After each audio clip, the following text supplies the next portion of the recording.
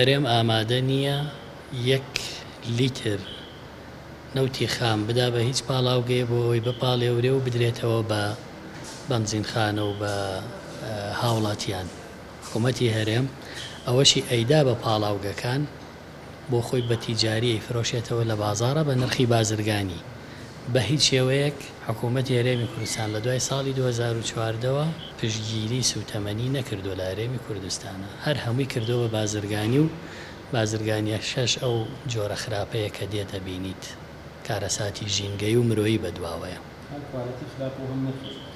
بەڵێ ئەوەی کە لە هەرێمی کوردستانە هەیە بەنزین نییە وەکو شێوەیەکی ستاندارد، ئەوەی کە هەیە هەر هەمووی مادەی باشکەری بەنزین و تێکەڵکردنی لەگەڵ نەفتا و لەگەڵ کۆمەڵێک مادەی ترا چ گاز چ بەنزین هیچی ئەو ستانداردە نییە کە هەیە، هەمووی دروستکراوی ناوخۆیە و مەترسیشی لەسەر ژیانی هەمومانەیە.